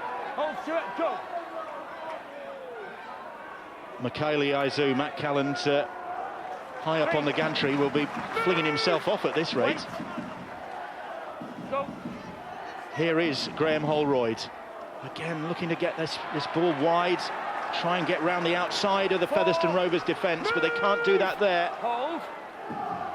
Black it is who's tackled.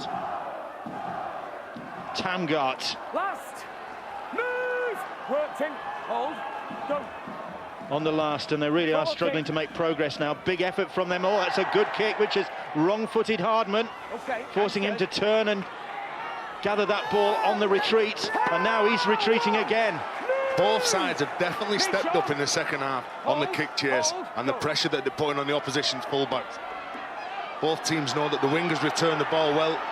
Zach Hardacre, he does look at that. He is a good player. Hardacre, that's a great run from him. Now then, Royston ahead of him, and Royston stands his ground and makes the tackle. What an absolute talent. There's only one thing in his mind, and that's get up the field as quick as I can. And it's taken Featherstone Rovers from a position virtually on their own try line to now inside the Halifax 40. Stand up now.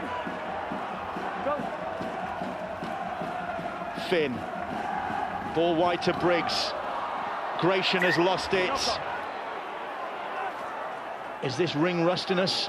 One game in 5 weeks? I think maybe as well. John Gratian a little bit wider than he'd normally be. He sees Warranty in his sights. Just watch this for a break. It's all about determination, this. Legs pumping. He knows there's space there, just not sure when he needs to get to it, but outstanding work from a very, very talented player. You okay, Rob? Bit of a hold-up here as Warranty has a bit of treatment. Find in, guys. So the question being asked this evening, is this a grand final rehearsal? Time back on, out. Top two in action, and all 7 previous National League One and Championship grand finals since 2003 have featured the top 2 finishers. So Barrow and Sheffield with maybe something to say about that. Well, Shad Royston again looks like he's limping in back plate. And Bill, of those 7 grand finals, only once has the team that finished top failed to win it, and that was when Whitehaven did. Correct. 2005, Haven won't thank us for reminding them of that. And Nash trying a little chip kick. It hasn't come up. It's been knocked on. First knock on, says the referee. And it's Featherstone Rovers head and feed. Well, Dylan Nash, he just slips trying to put that kick in. Knocks the ball forward as well. Stu, let's get him, mate. Featherstone head and field. Referee doesn't want to waste any time. Kyle, get in, mate. Find in. And the clock Falling. Out. just against Halifax now. They've really given it their all at the start of this second half in the first half of the second half, but has that energy to really been drained? I think Featherstone have done an excellent job of absorbing that pressure. I think they've got more energy than their opponents, and I think points will come shortly for this team. Well, they're in possession now. Here is Liam Finn. Finn ghosting through. And the Irish international Liam Finn made that look so easy.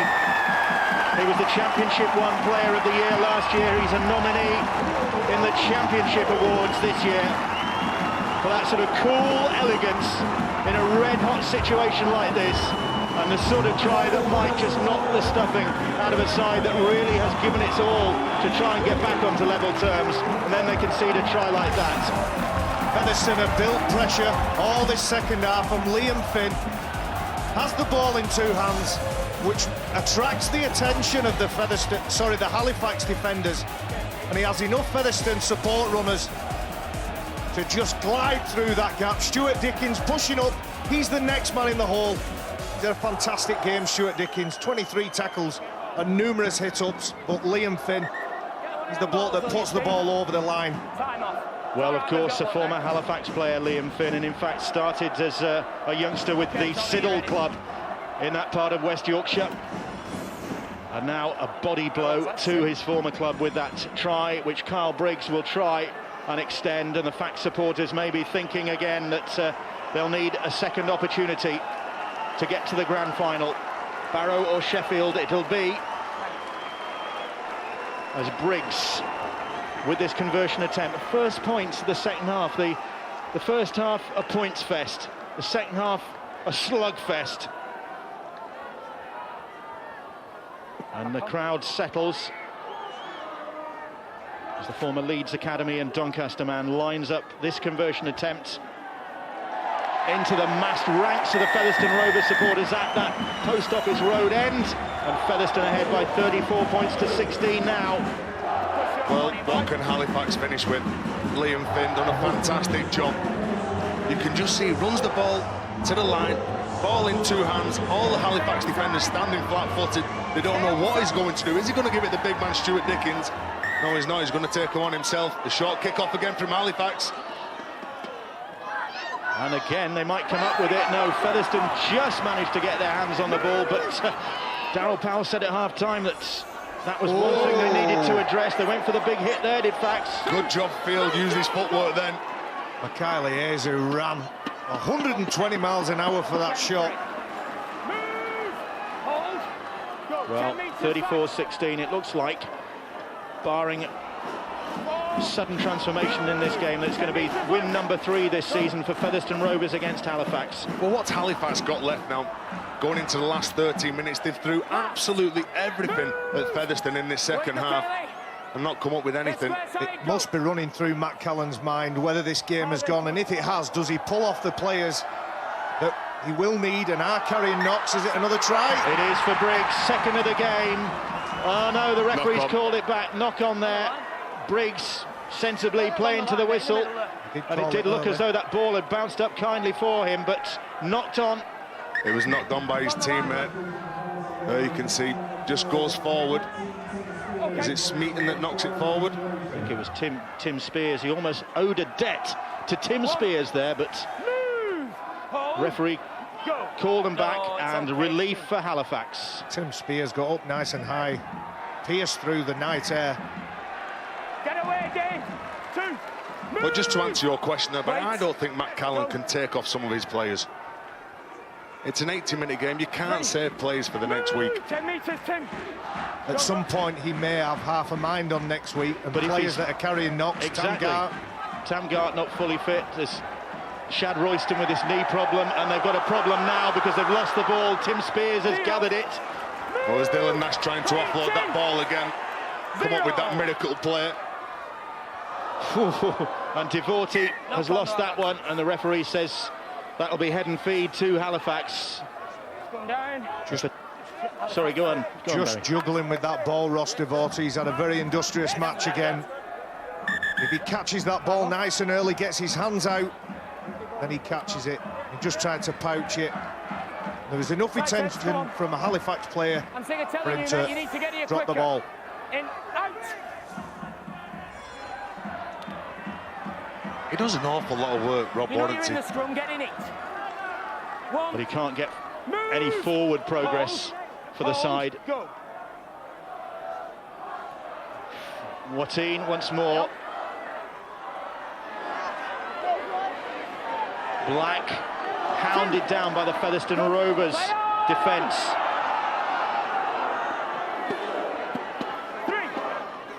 Watine struggling to get to his feet. Dickens all over him. Stuart Dickens, satisfaction of leading his side through to the grand final and scoring a try here tonight. Penkovic, and Black has put that one down. He had Dane Manning right in his face.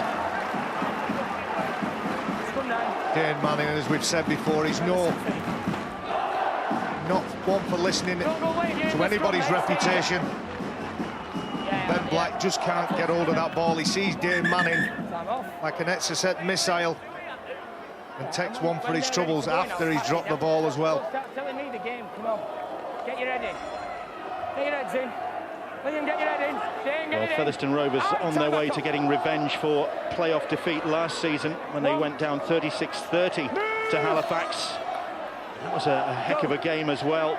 Real nip and tuck stuff, and Featherstone coming from 6 last season, getting to within 80 minutes of the grand final. Well, this season they've made a much more comfortable job of it, and Saxton looking to finish it off. The ball for Hardman. Royston just makes the tackle.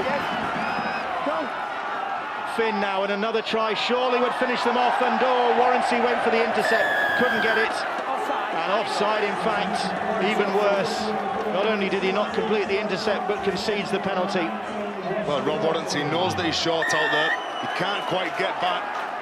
Ben Black puts him under pressure. He has to go forward. Unfortunately, stood in an offside position. That was a 4-on-2, that, and I'm not sure whether Liam Finn should have thrown it to the outside players. He had the numerical advantage. Short hands, I feel, would have found a gap somewhere. But it's Featherstone Rovers from that penalty, taking their time. 10 minutes to go. They're in the box seat here. Another try certainly wraps this game up. Dickens has Frank Watine all over his back. Saeed Tamgat assisting. Ben Kay goes down the short side. Dale it is who's tackled. 10 metres, 2 feet. The ball with Liam Finn now. Finn jogging almost. Then links up with fullback Hardman. Hardman roughed up on the ground by Saeed Tamgat. Finn once more. Leisurely pass back in field for Tonks, and the charging run from the prop forward, looking for the try line. Just short there. Nearly both bookends getting over the line tonight. They give it some width now. That was forward from Finn. Finn gave himself up. That'll be the turnover. It was on the last tackle. Liam Finn right at the centre of things for Featherstone now. Threw it across the face of one of his teammates to another. Unfortunately, it was forward. But Featherstone allowed to just give half a blink towards that grand final. You can't afford to let Halifax back into this game because they can score tries. Well, Tamgat has got a problem, and referee's going to stop the clock. Just going back, in fact, to that playoff game between these two sides last year that Halifax won 36-30. It was Iestyn Harris's last game of rugby league. Bowed out then, and of course Iestyn Harris with a big game this weekend with the Crusaders at the Huddersfield Giants. One of the games you can see on Sky Sports. Tony Tonks, the Featherstone number 17, hasn't half put himself around. In the opening minute of the game, come up with 3 bell ringers. I mentioned that Crusaders Giants game. That's just one of the, hang on a minute, 1, 2, 3, 4 games we have got this weekend, starting on Friday evening with St Helens against the Warrington Wolves. What a match that should be. Can Warrington break this hoodoo that they have with St Helens? We'll find out on HD1 and Sky Sports 1 from 7:30 on Friday. Huddersfield Crusaders mentioned that. That's 3:30 on Saturday from the Galfarm, HD1, Sky Sports 1. And that is followed by the massive game at the KC Stadium. Hull FC against Hull Kingston Rovers. The Hull Derby match and a playoff match as well. And then a quiet weekend is rounded off with Wigan Warriors against the Leeds Rhinos. Sunday, 6:30, HD1 and Sky Sports 1. What a weekend it's going to be with the Super League 15 playoffs. And it's live only on HD on Sky Sports. Meanwhile, problems here for Saeed Tamgart, who went down in that tackle. And Tamgart, well, how ironic this would be if he's picked up another injury, because he said before the game that really he should have given himself longer going into the match to get over this knee problem that he's been suffering from. He's a tough player, Saeed Tamgart. It was a full-blooded shot from Tonks, nothing illegal with that. He's as tough as teak, Saeed Tamgart, and if he stays down, you can bet your bottom dollar there's something wrong with him. You can see when he more or less took that ball, he was virtually stood still. That man, Tony Tonks, the man who come up with the shot, the number 17 for Featherstone, he come flying into that tackle. So the clock is stopped, and that's more anguish for Halifax. They trail 34 points to 16. And now they've got one of their top forwards lying on the deck in some trouble. Meanwhile, Featherstone haven't come through the night unscathed, because, of course, we saw Liam Wellham coming off early on, and I think Rod's got a bit of news of that. Yeah, he's just returned from the dentist, literally, Bill, so they've had a look at it. 2 teeth have come out. He's going to have to take another 2 teeth out. And, no, it's difficult. I've tried to chat with him, Bill. It's very difficult to understand what he's saying with all that padding in his mouth, I can tell you that. But what he did tell me was that he does hope to play in the grand final in a couple of weeks' time, and he will have to probably have a plate put in his mouth to make sure he doesn't do any more damage. And I know you were wondering what on earth that says on his sideline, on his hand, on his wrist there. You can see OPE, that's Orchard Park Estate, that's where he lives. So there you are. That's neighbourhood loyalty for you. I've seen biblical references, crosses, but never your home address. Bigging it up. I just want to know what's in your mouth, because if Wellham's got something that's making it difficult for us to understand him, what's in your mouth? Because I never understand you. Meanwhile, Saeed Tamgart, unfortunately, is still being treated out there. And well, Halifax had injury problems going into this game, of course, because there is no Bob Bezic at the moment, although he reckons he's just a couple of weeks away. But Bezic out, Gleeson out, Haley out, Goddard out, he's still on crutches, Johnny Goddard. And now they've got Saeed Tamgart out there in the neck brace. And let's not forget they've not had Miles Greenwood most of this year. That's another one. Royston not fully fit, and Tamgart, well, so often this is now precautionary, and let's hope that is the case with the popular French international Saeed Tamgart, because he really is a wholehearted performer. He's been a big favourite with the Halifax fans for his endeavour that he shows on behalf of the club. There's only one way that Saeed Tamgart plays, and that's tough. One of the toughest men that plays in this championship. Both sets of fans will not be bothered about the delay in the time, as long as he's okay. I just go to Lahooter, sounds me.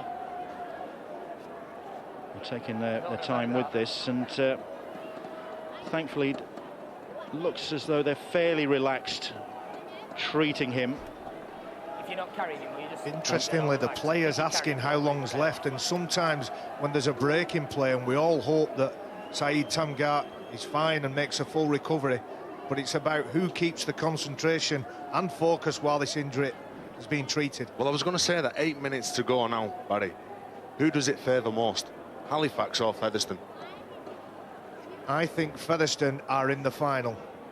I think their mental state, and I think the way they've absorbed pressure, and Daryl Powell's done an excellent job of preparing them for the match. Ryan Sheridan, who's the defensive coach, made the necessary adjustments at half-time. I think seeing one of your teammates carried off on a stretcher can be demoralising. Well, Featherstone aiming for their first grand final appearance since 2007, in fact, when David Hobbs' team beat Oldham to win promotion from National League 2, and 1 or 2 survivors out there. Stuart Dickens, Jamie Field, Andy Kane were all part of that 2007 side. The prize was promotion then. If they can get through to the grand final this time, well, the prize is a bit of box ticking. OK, Featherstone not yet in the position for a licence application, but setting their stall out. One of the things Featherstone and Daryl Powell should be congratulated is their ability to focus very heavily on recruitment. They've got an under-18s team in place for 2011, and you just look at the team that Featherstone have put out tonight. To my knowledge, there is no overseas players in that 17. Fantastic job done by the Featherstone club. Whichever way you want to go, guys. Well, Tangart on the stretcher. And sympathetic applause from both sets of supporters for the French international. And so what a shame it will be if his career in the English game ends with that side. Let's hope the side Tangart is able to get back on the field. And perhaps it'll be for a grand final appearance. That yet could be the fate for Halifax. Because it looks now with 8 minutes or so on the clock that it's going to be Featherstone Rovers who are going to go through at the first attempt. They lead by 34 points to 16. This is going to be interesting. Who wants to carry this ball? Is it Frank Watine? Is he the man who's putting his hand up? I'm going to guess Mikhail Ezu. Just waiting for the stretcher party to get off the field with Saeed Tangart wearing that neck brace. And play will resume with Halifax in possession. But they have got some work to do now inside the last 8 minutes of this game. It's going to take a bit of black magic maybe to open up this Featherstone Rovers defence. Black is out there. And we've seen what he is capable of. It just hasn't come off for Halifax in this second half. Watine's pass is a wild one. It's scooped up by Briggs, and he will round it off for his second of the night. And Halifax had to throw caution to the wind, but they threw the ball to Kyle Briggs, and Briggs needed no second invitation to take him to 18 tries for the season and rack up more points for this Featherstone Rovers side and confirm their place in the Championship Grand Final at the Hallowell Jones Stadium come the end of September. And the smiles all on the faces of the Featherstone Rovers players. Even when Featherstone are in defence, they are attacking, and Halifax need to throw this ball around. And Kyle Briggs, who's had an excellent game tonight, pounces on the loose ball, and we've seen two rarities tonight. We've seen Stuart Dickens score a try, and we've seen Daryl Powell smile. Briggs needs this for 20 points in the match and bang in front of the posts. You'd imagine that would be a formality for the goal kicker.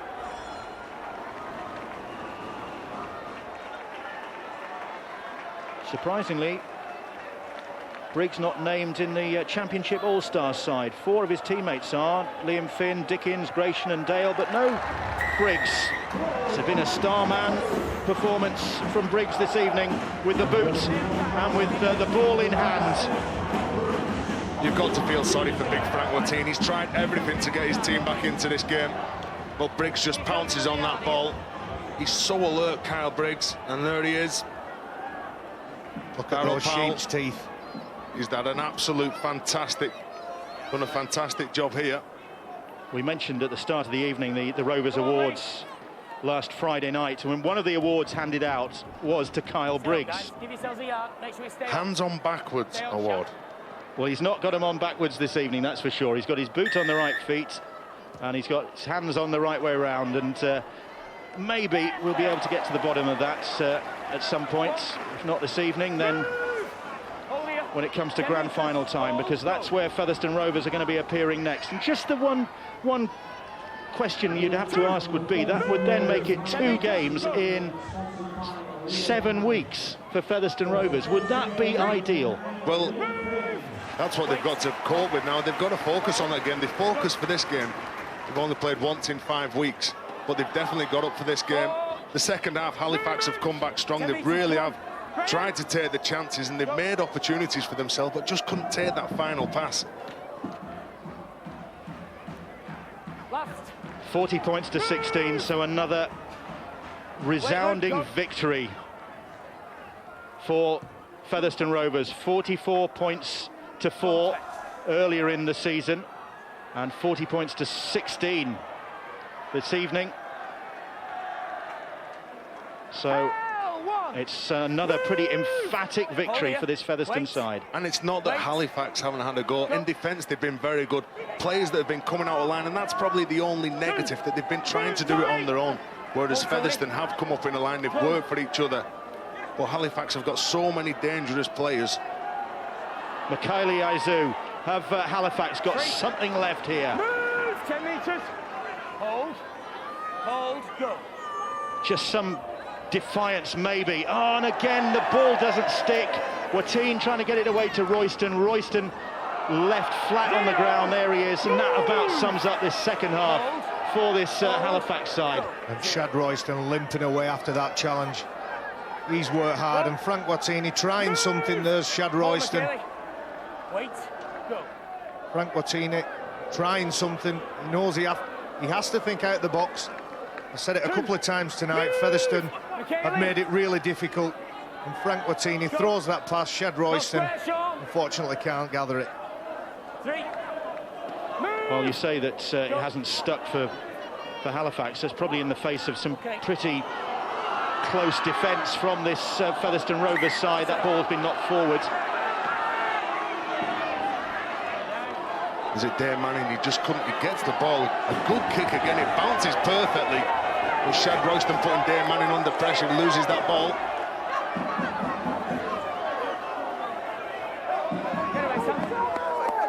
That was almost another try for this Featherstone Rovers side. So after the first part of this second half, first 20 minutes of this second half were played at a very slow pace, or without any points anyway. Well, Halifax getting a penalty. I think it's Dane Manning makes the mistake, and then he throws the ball into touch. But into the last 3 minutes, and Halifax surely just trying to conserve energy, conserve bodies now, because well, look, that's Brannigan now hobbling. Oh, Matt Calland will be thinking, please, no more. Well, just got Royston hobbling, Brannigan hobbling. That's it, looking at a few of the big men as well, they're hobbling. But you can't feel sorry for yourself. You've got to prepare for another game. There's one man who will not be feeling sorry for himself. Big Mikhaili Aizu. You're right, Tez. It's not as if Halifax haven't turned up tonight. I just think Daryl Powell's side have been excellent in most departments. They've absorbed pressure, they've applied pressure. Left. Movement. And they've got the win. Fifth tackle. And Holroyd tries a little chip kick, but Finn has read it well. He is there. Let's go down to the sidelines. More news from Rod Studd. Yeah, pleased to report, Bill, that Syed Tamgar is conscious in the Halifax dressing room. It's a neck and shoulder problem. Where he got hit by the tackle was just around the neck and shoulder, and that's what caused a problem. And the medical team taking no chances, but pleased to say that he's up and conscious. Well, that's good news, relieving news for Halifax. Probably one of the few bits of good news to come out of this evening. They've conceded another penalty into the last minute here. Halifax have got it all to do again now. It's Barrow Raiders or Sheffield Eagles who await for them next week. Those two meeting tomorrow night in Barrow, 7:30 kickoff. So will we get a rematch of last year's grand final? Of course, Halifax losing to Barrow in the Championship grand final last year. Well, they might get a chance of revenge, or can Mark Aston's men have something to say about that? Briggs looking for a hat-trick, and can he get it? He slid over the line. He has got it.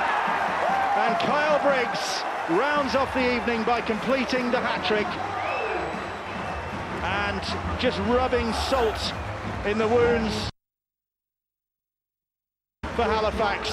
And Briggs has been a real live wire this evening for this Featherstone Rovers side. He's given his coach Daryl Powell plenty to smile about, gets the plaudits of his teammates as well. Well, Kyle Briggs' contribution to this night has been immense, and what about this footwork? He's looking for a support runner. Smeaton's there for him, but he understands if he gets a low body angle, the momentum will take him over. He's had an absolutely superb night, Kyle Briggs, tonight. Virtually flawless with the boot. He's been in and around everything that's been positive for Featherstone. And Kyle Briggs, not surprisingly, has been named man of the match for that hat-trick performance. And he's also got the goal-kicking duties as well for this Featherstone Rovers side. Not surprisingly, getting the man of the match.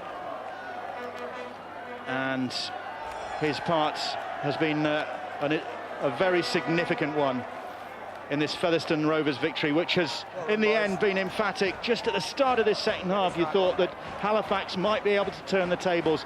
Trailing 28 points to 16 at the break, they really did come out firing at the start of the second half. But Featherstone Rovers held firm, and they celebrate as Briggs celebrates 46-16, the final score. Briggs with 26 points gets the man of the match. Halifax dejected, bruised and beaten tonight. And it's Featherstone Rovers who will go through to the grand final at the end of this month. And it's Halifax who will have to play again. Either Barrow Raiders or Sheffield Eagles await 4 facts. They have got to regroup. They've got to get players fit. Meanwhile, Featherstone Rovers can look forward to the grand final. We can look forward to Super League's Supermen. You can see Brian Carney talking to Stuart Fielden. That is next here on Sky Sports 4. So don't go away. More rugby league here on Sky Sports. But from Barry, Terry and myself, good night. More sport, news, views and video highlights at skysports.com.